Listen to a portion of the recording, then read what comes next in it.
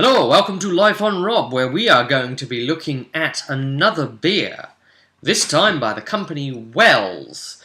We shall be investigating Banana Bread Beer, 5.2%. Banana Bread Beer? I mean, just the idea of banana bread is weird when you think about it. And you see the little iconography there is the pint coming out of the peeled skin. Wow, I wonder what Velvet Underground would make of that. They really would think they're drunk or something. All right, so let's take. I'm liking the shape of the bottle. That feels nice. It looks like it's attractive. It's almost sort of European or something, isn't it? And again, for all of you Fallout fans, that's what the cap looks like. The writing's really, really small, but it says how long they've been brewing since. 1876, I think that says. Right, let's take a look at the neck, shall we? See what it says. Actually, it's weird also as the font changes into this different lettering every now and then. Like the first word there, and then it goes normal again, and then... Oh, weird. Anyway.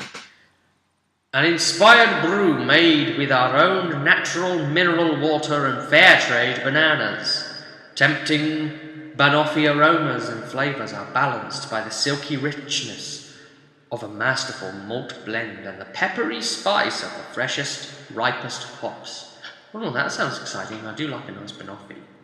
Long ago, ale was known as liquid bread. We've used our long history of creating the finest malt blends and added fair trade bananas to awaken the senses with a seriously fruity, rich, yet surprisingly versatile banana bread beer. Let's go. Oh, that was sharp and to the point, wasn't it?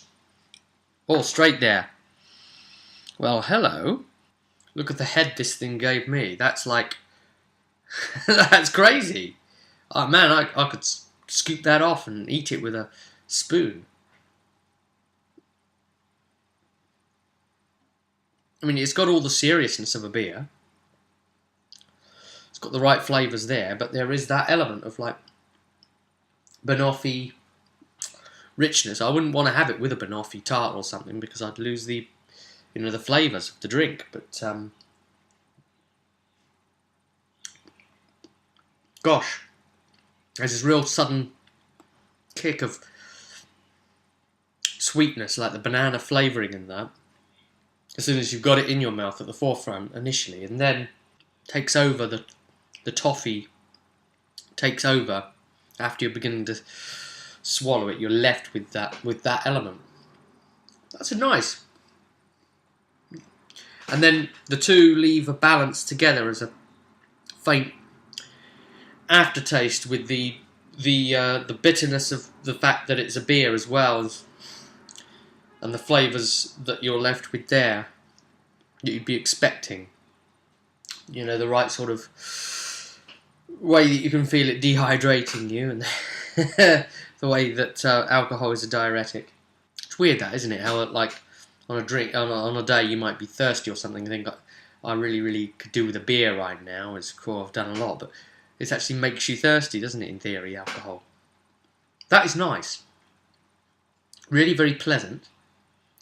And if you're very, very serious about, tasting a good beer as well, that's got all of the right stuff going on with it as well. I really thought that this was just going to be fanciful, a bit of a novelty experience, but no. Even when I get a bit of indigestion and like tiny burp it up like that, I just taste like banana. It's really strange. It's not necessarily that horrible banana as well, like banana flavouring, like chemical banana. That's like my major problem with alcohols whenever they do fruit.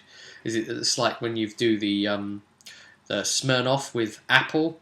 Ugh, it just tastes like the sweets, Apple Jacks is in the Smirnoff, and it's just flavoured sweet like that, and I'm just, oh gosh, no. I like a vodka with orange juice and ice, a screwdriver.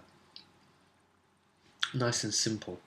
Oh, I thought I wasn't going to be able to take this seriously, but I actually can take this seriously. I'm Kind of surprised by that. Wells Banana Bread Beer. That's a nice one. So, what shall we rate it? Sort of medium on the nose, by the way. It's more obviously when you're initially pop it and smell it when first opened, but then I suppose all of the character in your mouth in your palate is filled up there. It's hard to then distinguish down away from the smelling senses. No, even every mouthful, even into the later drinks of it, you get that first hit of banana again and the toffee. So it keeps on. It's definitely pleasurable. What do I give this? It's got a fairly bitter after kick, which puts it more in line with a lot of the more serious drinks, and not so much of the the colourful sort of like the gloriously peachy thing we buy like some of those other fanciful drinks.